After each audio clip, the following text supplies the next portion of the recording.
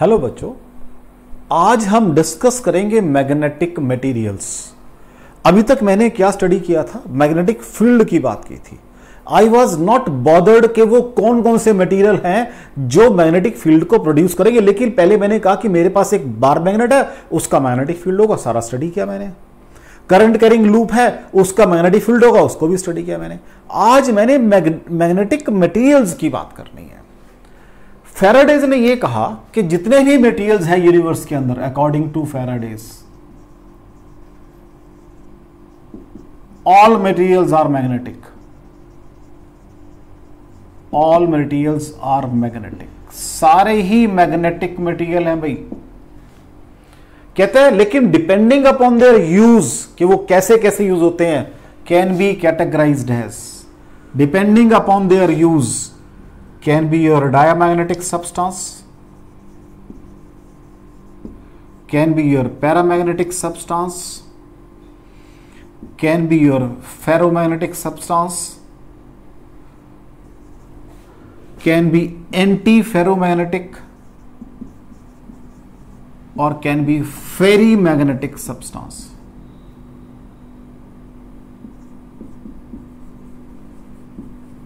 कि जो सब्सटेंस हैं आपके वो डायमैग्नेटिक हो सकते हैं, पैरामैग्नेटिक हो सकते हैं, फेरोमैग्नेटिक हो सकते हैं, एंटी फेरोमैग्नेटिक हो सकते हैं, या फेरी मैग्नेटिक हो सकते हैं।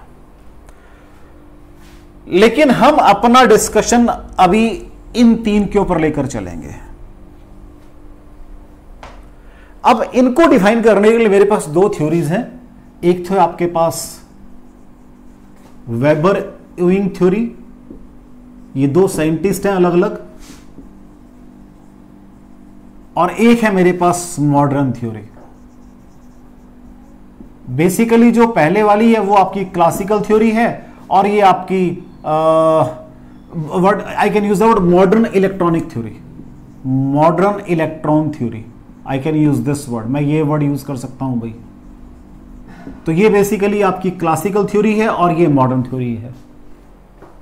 लेकिन दोनों थ्योरीज का बेसिक एम एक ही है। Number one, to show inability,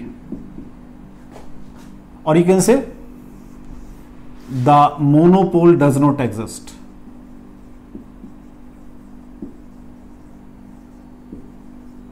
ठीक है, डज नॉट एग्जिस्ट।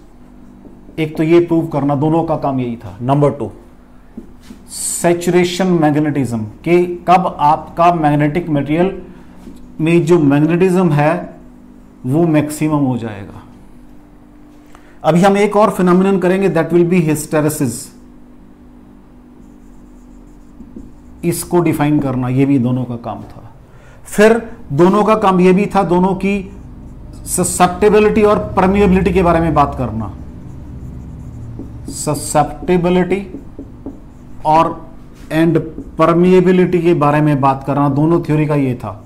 और यहां पर इनकी मेन ये था कि why in case of paramagnetic substance the susceptibility decreases with rise in temperature, in case of diamagnetic substance it is independent of temperature, और फेरो में बिहेवियर कुछ और होगा, वो सब डिस्कस करेंगे। मतलब दोनों थ्योरीज का मेन काम यही था, ये काम था मेन। मैंने क्या कहा? ससेप्टेबिलिटी एंड परमेबिलिटी को डिस्कस करना। पैरा के लिए अलग है वो, डाया के लिए अलग बिहेवियर है, और आपका फेरो के लिए अलग, उन सबको डिस्कस करना इनका काम था। मैंने क्या कहा? अकॉर्डिंग टू फैराडेज सभी मटेरियल्स आपके मैग्नेटिक हैं, depending upon their use can be categorised as diamagnetic substance, paramagnetic substance, ferromagnetic substance, anti ferro and ferri magnetic substance. मैंने क्या कहा? मैं अपना डिस्कशन, क्योंकि अभी हम इंट्रोडक्शन की बात कर रहे हैं, हम इन तीन के ऊपर लेकर चलेंगे, इन तीन के बारे में सारी बातें करेंगे। मेरे पास दो थ्योरी है, एक तो वेबर यूइंग थ्योरी है और दूसरी मॉडर्न इलेक्ट्रॉन थ्योरी है। इसके अकॉर्डिंग ये क्लास बेसिकली क्लासिकल है, ये डोमेन्स वगैरह की बात करेगी, और ये इलेक्ट्रॉन के डाइपोल मोमेंट की बात करेगी। क्यों? क्या कहा फैराडे ने? Every material is magnetic material. क्यों? एवरी एटम्स और molecule consist of nucleus surrounded by electrons.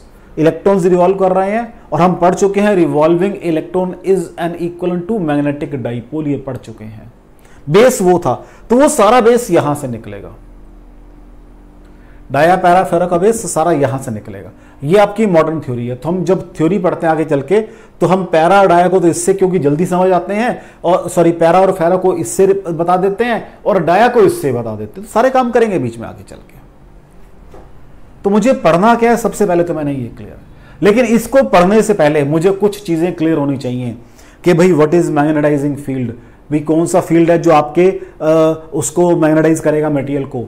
Magnetic induction क्या होगी, इंड्यूस्ड मैग्नेटिज्म क्या होगा, ससेप्टिबिलिटी क्या है, परमिएबिलिटी क्या है, इंड्यूस्ड मैग्नेटिज्म क्या है, ये सब मुझे पढ़ना पड़ेगा। तो बेसिक मेरा ये है, इसके लिए मुझे पहले कुछ टर्म्स को एक्वेंटेड होना पड़ेगा, फिर मैं आगे चल पाऊंगा। ठीक है बेटा, पहले कुछ टर्म्स को देखते हैं जो मुझे पढ़नी है।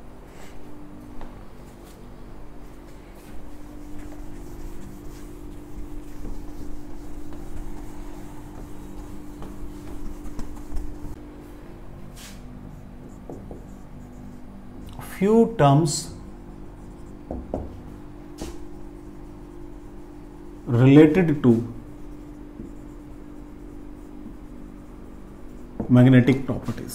तो जो मैंने मैग्नेटिक मटेरियल्स की प्रॉपर्टीज की बात करनी है, उससे पहले मुझे ये टर्म्स क्लियर होने चाहिए। वो कौन कौन सी है भाई? सबसे पहले मैग्नेटाइजिंग फील्ड, सबसे पहली टर्म तो ये है भाई। उसके बाद है बी, मैग्नेटिक इंडक्शन।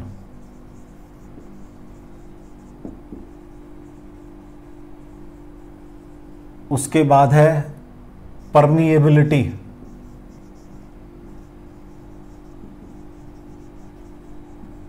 उसके बाद है आपके पास इंड्यूस्ड मैग्नेटिज्म, कैपिटल आई से डिनोट करेंगे। अब इस पर्टिकुलर टॉपिक ऑफ डिस्कशन में मैं करंट को स्मॉल आई से डिनोट करूंगा, इंड्यूस्ड मैग्नेटिज्म। और फिर मुझे करनी है ससेप्टिबिलिटी।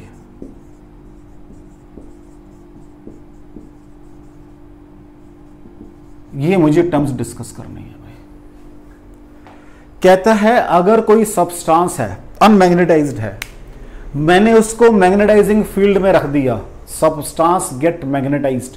अब जो सब्सटेंस में मैग्नेटिज्म आया है उसको इंड्यूस्ड मैग्नेटिज्म बोलते हैं। इस फील्ड में रखा था मैंने, तो बनाते हैं, फिगर बनाते हैं।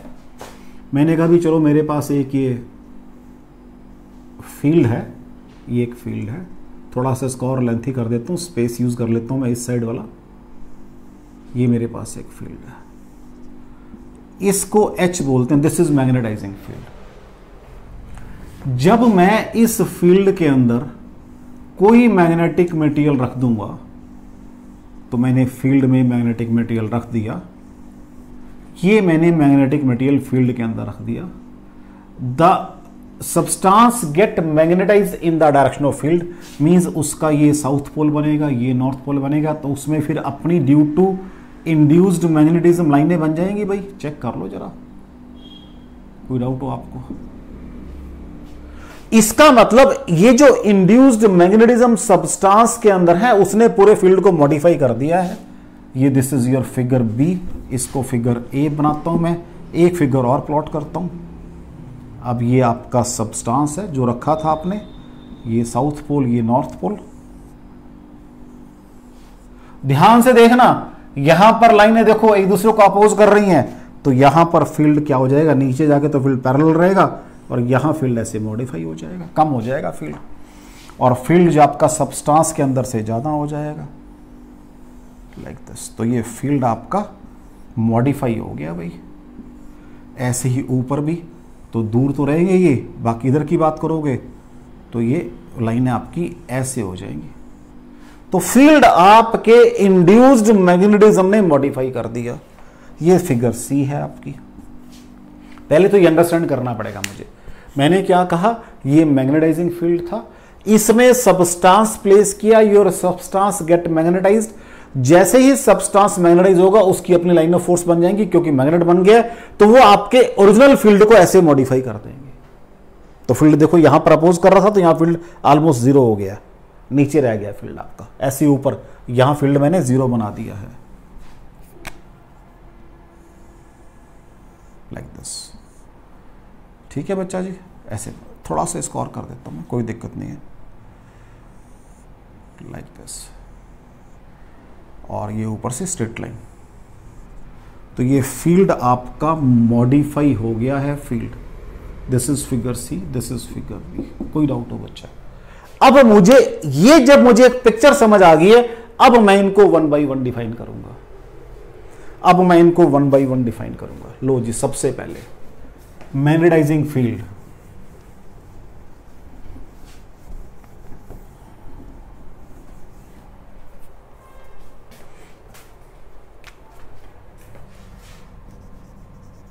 First is magnetising field.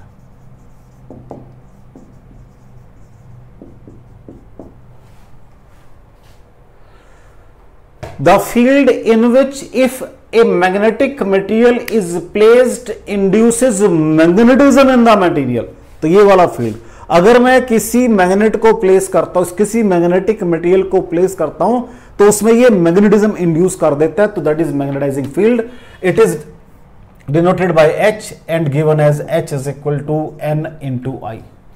N is, अब ये कहां से आया मेरे पास, चीजें सारी वही हैं, आप पढ़कर आए हो, B is equal to mu naught N I, तो और B इज इक्वल टू, अभी आगे जाके प्रूव कर देंगे हम, म्यू नॉट H होता है, तो यहां से निकाला मैंने H बराबर एन आई। तो number of turns per unit length है, तो इसके यूनिट्स क्या बन जाएंगे, इसके यूनिट्स क्या होंगे बच्चों जी, एम्पियर पर मीटर या एम्पियर मीटर -1, ये इसके यूनिट्स हो जाएंगे। And can be defined as, कैसे डिफाइन करेंगे, नंबर ऑफ, इन टर्म्स, अगर मुझे in terms of magnetic lines of force define करना है, इसकी डेफिनेशन दो हैं। एक तो ये है, the force experienced by a unit north pole placed at a point in the field. ठीक है जी, the force experienced by a unit north pole placed at a point in the field. तो जो फोर्स लग रही है वो magnetising field की वैल्यू है। And direction is given by, कैसे देंगे, the direction in which your north pole will move if let free to move। तो अगर मैं नॉर्थ पोल यहां पकड़ा हुआ है, उस पे मैंने फोर्स निकाली है, तो वो मैग्नेटाइजिंग फील्ड आ गया है। डायरेक्शन कौन सी होगी, नॉर्थ पोल को छोड़ दो, जिधर नॉर्थ पोल जाना चाहेगा वो डायरेक्शन फील्ड होगी। एक तो ये डेफिनेशन है। Second definition, in terms of line of force, तो क्या कहता है, the magnetic lines of force crossing A point area around that point. मान लो मुझे यहां निकालनी है, तो यहां पर एक यूनिट एरिया बनाओ, उसमें से, और एरिया को फील्ड के नॉर्मल हेल्ड कर लो, जितनी लाइनें पास कर रही हैं, that is your magnetising field H। कोई डाउट हो बच्चा? तो दो डेफिनेशन है, एक आपकी force experienced by a unit north pole, और सेकंड क्या है, in terms of magnetic lines of force है। Next, magnetic induction.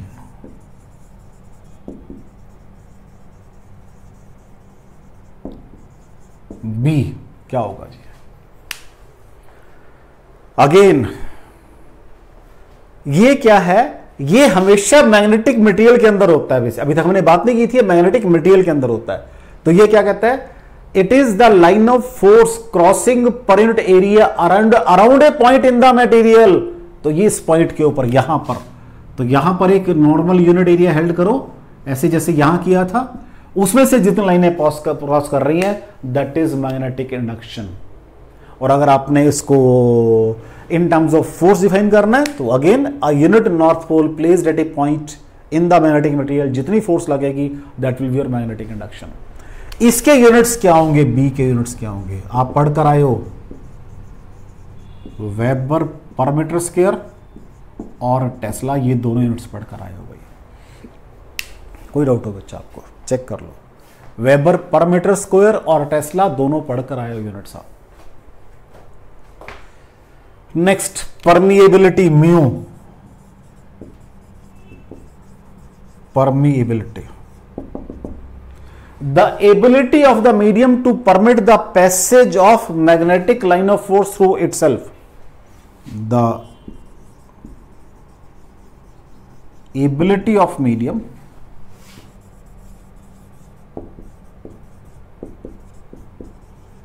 to permit passage of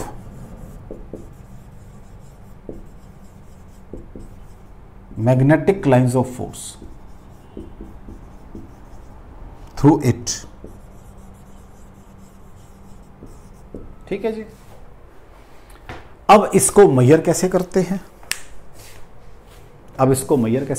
इसको रब कर देते हैं।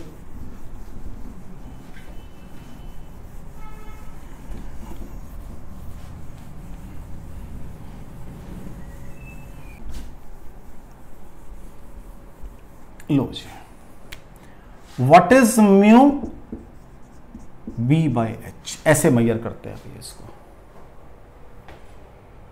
और यहां से क्या आ जाएगा, B is equal to mu H आ जाएगा। तो व्हाट इज बी, यूनिट्स क्या बन जाएंगे इसके बेटा, वेबर पर metre square upon ampere metre. तो यहां से आ जाएंगे weber ampere inverse metre minus 1, या फिर ऐसे भी कर सकते थे, उसको टेस्ला लिख लो, टेस्ला एम्पियर मीटर। तो यूनिट्स क्या बन जाएंगे, टेस्ला एम्पियर इनवर्स और मीटर बन जाएंगे। तो दोनों यूनिट्स चलते हैं बच्चे इसके परमिएबिलिटी के। अगर आप परमिएबिलिटी ऑफ फ्री स्पेस की बात कर रहे हो तो उसको म्यू नॉट से डिनोट करते हैं। उसकी वैल्यू 4 पाई इंटू 10⁻⁻7 वैल्यू तो यहीं से आएगी, वेबर मीटर माइनस, और टेस्ला वैल्यू तो यहीं से आएगी मेरा बच्चा जी, और कहीं से थोड़ा ना आएगी, कोई डाउट हो तो। जैसे मैंने कहा था एफ आपके उसमें था ना वो आपने जब परिमेय उसकी बात की थी, इलेक्ट्रिक उसकी बात की थी, एप्सिलॉन नॉट की बात की थी, वहां पर भी F medium by F air आया था। तो ये मीडियम में से लाइनें हैं और ये विदाउट मीडियम लाइनें हैं, लाइन ऑफ फोर्स है। ये तो कहा मैंने कि ये तो कहा है कोई भी फ्री स्पेस है, ये मटेरियल के अंदर है, तो ये मीडियम में से है और ये फ्री स्पेस में से है। चलें बेटा आगे। Next, induced magnetism, that is capital I. क्योंकि मैं आपको बता चुका हूं कि इस पूरे चैप्टर के अंदर मैं जो आपका वो करंट है उसको स्मॉल आई से डिनोट करूंगा और इंड्यूस्ड मैग्नेटिज्म को आई से।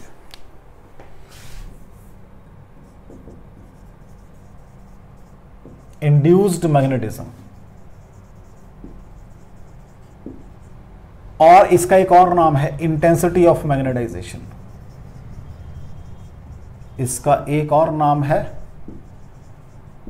Intensity of magnetization. ठीक है बच्चा जी, इसको कैपिटल आई से डिनोट करते हैं। It measures how easily A substance can be magnetised. It measures how easily a substance can be magnetized। ठीक है जी। एंड इज मेजर्ड एज, कैसे मेजर करते हैं भाई इसको, डाइपोल मोमेंट इंड्यूस्ड पर यूनिट वॉल्यूम। कैसे मेजर करते हैं, डाइपोल मोमेंट इंड्यूस्ड पर यूनिट वॉल्यूम। अभी आपने कहा मैंने एक स्पेसिमेन रखा था भाई फील्ड के अंदर, ये एक स्पेसिमेन रखा था, इसकी कुछ लेंथ भी होगी। तो व्हाट इज डाइपोल मोमेंट 12, तो इसका कुछ पोल स्ट्रेंथ भी आएगा और कुछ, तो ये मान लो ये साउथ पोल था तो नेगेटिव और ये पॉजिटिव, ये साउथ और नॉर्थ लिख दो ना बेटा जी आप, और कुछ इसकी लेंथ भी है। तो what is dipole moment 12, pole strength into 2L divided by volume, area of cross section into 2L, ये बन जाएगा। तो सॉल्व करके m by a आ जाएगा। It means your induced dipole moment can also be defined as pole strength developed per unit area of cross section या face area जो भी है उसका। पोल स्ट्रेंथ आप पढ़ कर आए हो, एम्पियर मीटर में होती है बाय मीटर स्क्वायर। तो ये क्या आ जाएगी, एम्पियर पर मीटर आ जाएगी। चेक कर लो वही यूनिट्स आगे, एच वाले जो एच के थे एम्पियर, ये एच वाले यूनिट्स आगे। ठीक है जी। नेक्स्ट इज ससेप्टेबिलिटी भी डिफाइन करनी है मुझे। ससेप्टेबिलिटी, उसको कैसे डिफाइन करेंगे भी, ससेप्टेबिलिटी को उसको भी देख लो आप। susceptibility, magnetic susceptibility,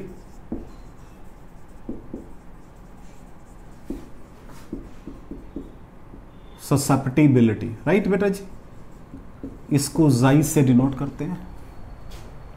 now it is defined as ratio of induced magnetism to the magnetising field. अभी आपने कहा था दोनों के यूनिट्स सेम है, तो ये क्या हो जाएगी, डायमेंशनलेस क्वांटिटी और नो यूनिट्स, और लगाओ नो यूनिट्स. तो फिर क्वांटिटी कौन सी होगी बेटा जी, डायमेंशनलेस हो गई है, कोई डायमेंशन नहीं है इसकी, कोई यूनिट्स नहीं है, कोई डायमेंशन नहीं है. लेकिन मैंने कहां से शुरू किया था कि भाई ये मेरा एक मैग्नेटाइजिंग फील्ड है, इसमें अगर मैं कोई सब्सटेंस प्लेस कर देता हूं, ये सब्सटेंस प्लेस किया, इसका फील्ड क्या हो जाएगा, चेंज हो जाएगा. व्हाट इज नेट फील्ड कितना है भाई, दोनों की डायरेक्शन, उधर को बात कर रहा हूं मैं. एक तो ये वाला है, अभी तक मैंने कहा था व्हाट इज एच, लेकिन अब मैं बात कर रहा हूं in terms of your B, magnetic induction. तो यहां पर इसकी परमेबिलिटी फ्री स्पेस की कितनी होती है, एच होती है भाई, चेक कर लो, सॉरी म्यू नॉट होती है फिर इसकी. एच तो फील्ड है ना, कि है तो यहां भी कोई मीडियम था ना, मैंने कहा फ्री स्पेस है यहां पर, तो दिस इज, ये बी बन जाएगा इसका.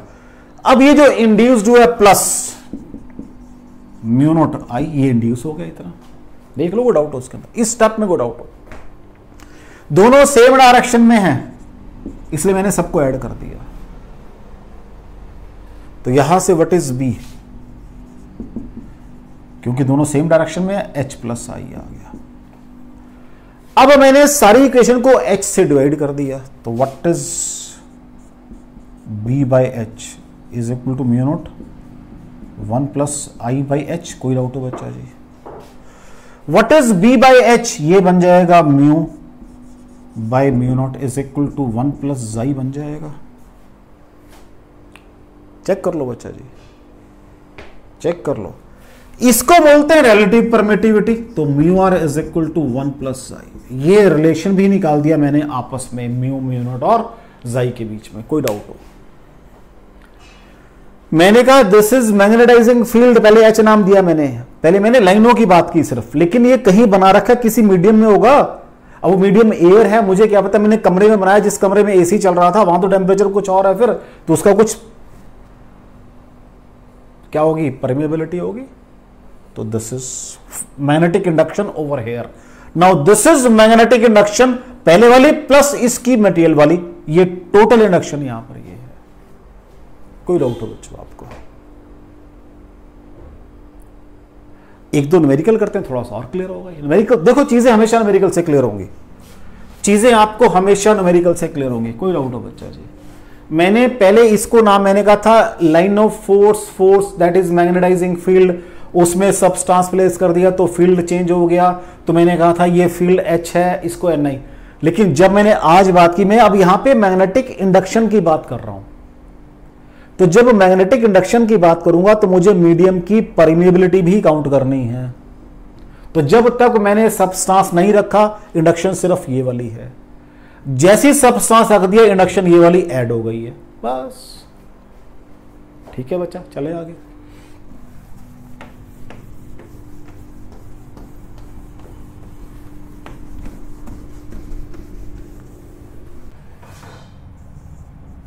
क्वेश्चन देखो बेटा, एक सोलेनॉइड है, इस सोलेनॉइड हैज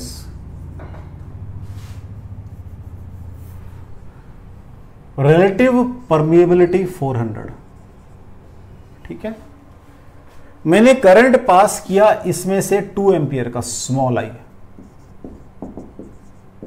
क्योंकि मैं कैपिटल आई से इंटेंसिटी ऑफ मैग्नेटाइजेशन को रिप्रेजेंट करूंगा, और इसके अंदर जो नंबर ऑफ टर्न्स है वो 1000 पर मीटर है भाई, ये मुझे दिया हुआ है पर मीटर. राइट, मुझे सबसे पहले तो इसके अंदर H निकालना है, फिर B निकालना है, फिर I निकालना है, और एक मैग्नेटाइजिंग करंट भी निकालना है। ये बिल्कुल नई टर्म है, लेकिन जब हम न्यूमेरिकल करेंगे तो हमें ये साथ साथ क्लियर हो जाएगी। एक ये भी निकालना है।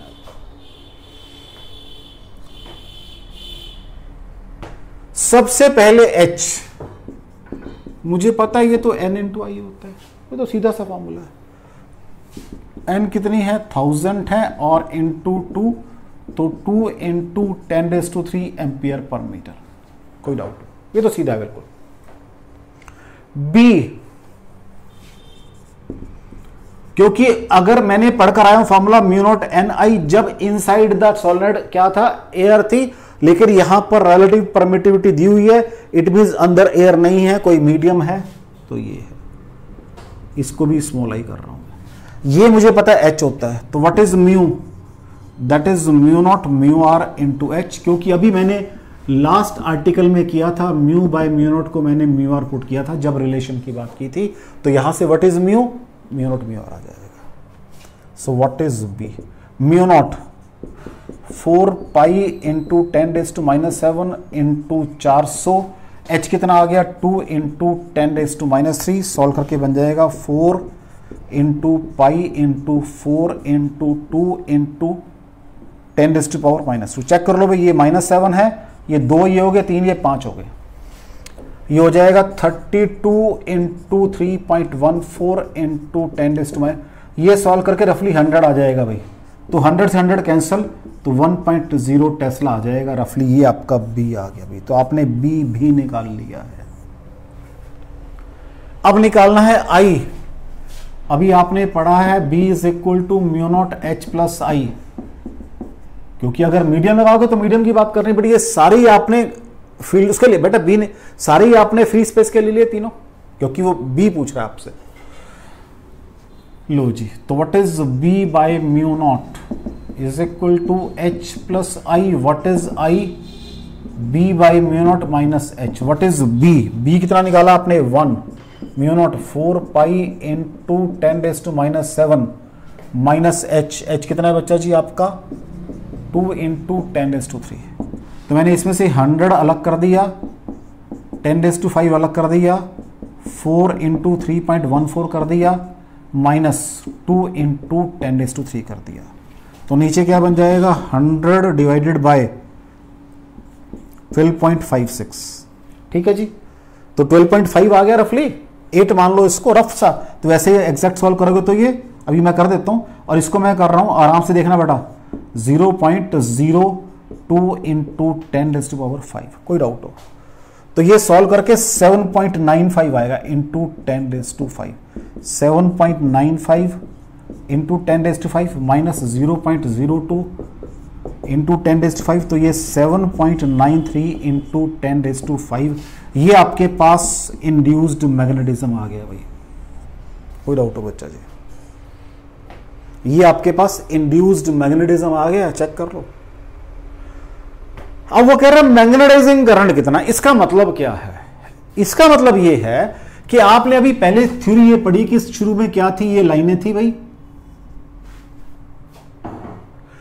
इसको मैंने क्या कहा है, ये n इंटू आई के बराबर है। और फिर मैंने कहा जब मैंने फील्ड प्लेस किया तो यहां पर ये लाइनें चेंज हो गई, इतने एरिया में चेंज हो गई हैं लाइनें। ये तो कहा आपने, कहता है अब इसके what is the meaning of magnetising current, कि आपने पहले जो ये लाइनें थी किसी करंट के कॉरस्पॉन्डिंग निकाल ली थी, अब यही लाइनें कितने करंट के कॉरस्पॉन्डिंग बनेगी, तो क्या बन जाएगा ये, आपने क्या कहा है B is equal to mu naught H plus I कहा है बच्चा जी। इसके लिए आप क्या कहते हो, म्यू नॉट क्या बोलते हो इसके लिए आप, N I plus N I M. बस ये करंट निकालना है आपको, ये आई एम निकालना है आपको, मैग्नेटाइजिंग करंट निकालना है। बस इसको निकाल देते हैं।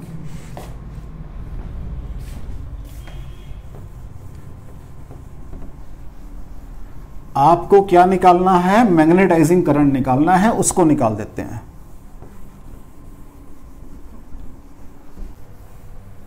लो जी, क्या है B is equal to mu naught, N भी कॉमन आ जाएगा, I प्लस आई एम, यही बन जाएगा बच्चा जी। और I plus I M is equal to B by mu naught N. कोई डाउट हो बच्चा जी? I plus I M is equal to B कितना है बच्चा जी? आपने निकाला हुआ 1 tesla, mu naught 4 pi into 10⁻⁻⁷। N कितनी है बच्चा जी? 1000 है। चेक कर लो क्या बन जाएगा ये, 10⁻⁻4 बच जाएंगी बच्चा जी, तो ऊपर जाके 10⁻4 बन जाएंगी। तो मैंने क्या बताया था, इसको मैं ऐसे कर रहा हूं, कोई दिक्कत तो नहीं है। और ये 12.56 आई थी, ये सॉल्व कर रहा है 7.95 आया हुआ मेरा, सॉल्व कर रखा है मैंने। ये इसको सॉल्व करता हूं तो ये 7.95 ये कर रखा है, तो ये टोटल 795 बन जाएगा। आई प्लस आई एम, तो what is I am? 795 minus 2, 793 ampere का करंट चाहिए। मतलब जो आपके सबस्टांस रखने के बाद इंड्यूस्ड मैग्नेटिज्म बन गया था, वो जो मैग्नेटिक मटेरियल आपका बना है जिसमें इंड्यूस्ड मैग्नेटिज्म आया है, अगर वही आपने in the absence of substance यहां फील्ड बनाना था, इतना करंट पास करना पड़ेगा। That is magnetising current. कोई डाउट हो बच्चा जी? ये in the absence of substance है, ये field in the presence of substance है। तो मैग्नेटाइजिंग करंट मींस कितना करंट और पास करूं कि यहां पर वही फील्ड बन जाए, दैट इज मैग्नेटाइजिंग करंट। कोई डाउट हो बच्चा जी? चलें आगे, नेक्स्ट देखो।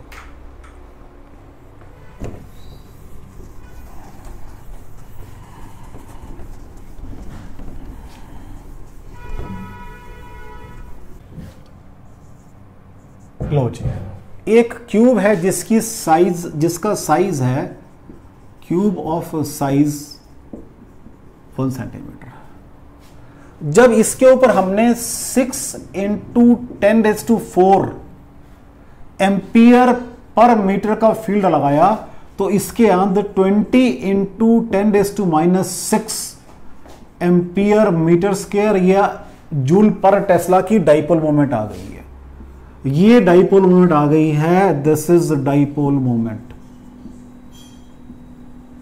जब ये फील्ड लगाया तो ये मैग्नेटाइजिंग फील्ड एच है भाई, ध्यान रखना। ये इसमें डाइपोल मोमेंट आ गई है। कहते हैं ससेप्टिबिलिटी बताओ सबस्टांस की कितनी है। What is susceptibility? I by H. तो मुझे इंड्यूस्ड मैग्नेटिज्म निकालना है, उसका भी फार्मूला होता है, that is dipole moment developed per unit volume. Dipole moment developed per unit volume. आपने कहा इतनी डाइपोल मोमेंट आ गई है, तो लो जी, तो 20 इंटू 10⁻⁻6 वॉल्यूम सेंटीमीटर में गई साइज, तो 10⁻⁻2 का क्यूब। तो सॉल्व करके 20 एम्पियर पर मीटर की इंटेंसिटी ऑफ मैग्नेटाइजेशन आ गई है भी उसके अंदर। What is I by H? तो 20 डिवाइडेड बाय 6 इंटू 10⁻⁴, और ये बन जाएगा, अगर हम सॉल्व करें इसको, 1/3 इंटू 10⁻⁻3। चेक कर लो बच्चा, और ये बन जाएगा 0.333 इंटू 10⁻³ और 3.33 इंटू 10⁻⁻⁴। चेक कर लो बच्चों, 3.33। तो ये आपके पास ससेप्टिबिलिटी आ गई है भाई, चेक कर लो। इसके यूनिट्स तो कुछ होते नहीं है। एक क्यूब है जिसका साइज 1 सेंटीमीटर है। क्यूब साइज मींस एक साइड का साइज दिया हुआ है। इतना फील्ड लगाने पे ये डाइपोल मोमेंट आ जाती है। ससेप्टिबिलिटी बतानी है, मैंने कहा ये मैग्नेटाइजिंग फील्ड हो गया, क्योंकि इतना फील्ड लगाने पे ये मैग्नेटाइजिंग फील्ड, ये डाइपोल मोमेंट है। What is I upon H? तो एच मुझे दिया हुआ था, आई मुझे निकालना था, आई मैंने फिर यहां से निकाला। I is dipole moment developed per unit volume, तो मैंने आई निकाल दिया और उसको यहां पुट कर दिया। कोई डाउट हो बच्चा जी? अब ये क्वेश्चन उसने आपको जेई मेंस 2019 में दिया, लेकिन मैं ये कब कर पाऊंगा? जब मुझे सारे कंसेप्ट, बेसिक डेफिनेशन क्लियर होंगी। कोई डाउट देख लो इसके अंदर, कोई डाउट हो बच्चों? तो मैंने आज आपका सिर्फ इंट्रोडक्शन किया है कि मुझे अब आगे मैग्नेटिक मटेरियल्स को स्टडी करना है। उनके अंदर मेरे पास 2 थ्योरी थी, वेबर यूइंग थ्योरी और एक मॉडर्न इलेक्ट्रॉन थ्योरी। वेबर यूइंग आपकी क्लासिकल थ्योरी है, इसको भी आके मैं डिस्कस करूंगा। वहां पर मैं पैरा और फेरो को उससे मैं आपको एक्सप्लेन करूंगा, लेकिन जो मेरी डायमैग्नेटिज्म है वो मैं आपको मॉडर्न इलेक्ट्रॉन थ्योरी से बताऊंगा। हालांकि उससे हम सब कुछ बता सकते हैं, लेकिन क्योंकि हमें यहाँ पे एक आइडिया चाहिए तो मैं आपका डायमैग्नेटिज्म आपको बताऊंगा modern electronic means electron dipole moment से बताऊंगा, और पैरा फेरो आपको क्लासिकल थ्योरी से मींस डोमेन से बात करूंगा मैं। फिर मैंने कहा अगर मुझे ये चीजें सारी पढ़नी है मैग्नेटिक मटेरियल के बारे में तो मुझे कुछ चीजें पता होनी चाहिए। वो कौन कौन सी थी? मैग्नेटाइजिंग फील्ड की बात की मैंने कि what is magnetising field, what is magnetic induction, what is induced magnetism, what is permeability, what is susceptibility. ये 5 चीजें मुझे पता होनी चाहिए थी। 2 न्यूमेरिकल किए मैंने, पहले वाले में आपसे सब कुछ निकलवा लिया, बी भी निकलवा लिया, एच भी निकलवा लिया, आई भी निकलवा लिया, और एक नया वर्ड बता दिया व्हाट इज मैग्नेटाइजिंग करंट। क्यों? वो ये पूछ रहा मेरे से कि मैंने जो फील्ड पहले मैग्नेटाइजिंग फील्ड बनाया था उसको मैं अपने करंट से कंपेयर कर रहा हूं कि कितना करंट पास करके वो फील्ड बन जाता है। जब मैंने सबस्टांस प्लेस कर दिया तो मैग्नेटिक इंडक्शन बी बन गई। तो वो कह रहा है कि अगर मैं वही फील्ड जो पहले मेरे पास एक फील्ड था, एक सबस्टांस करने के बाद फील्ड बन गया, तो जो फील्ड सबस्टांस रखने के बाद बना है वही फील्ड अगर मुझे शुरू में चाहिए तो कितना और करंट पास करना पड़ेगा, दैट इज मैग्नेटाइजिंग करंट। एक नई टर्म मैंने निकाल के आपको दी है। फिर मैंने एक न्यूमेरिकल किया जहां मैंने सिंपल आपका आई और एच और उसको यूज किया, जो बेसिक थ्योरी मैंने पढ़ी है। ठीक है बच्चा जी, बाकी फिर नेक्स्ट टाइम करेंगे। Thank you very much.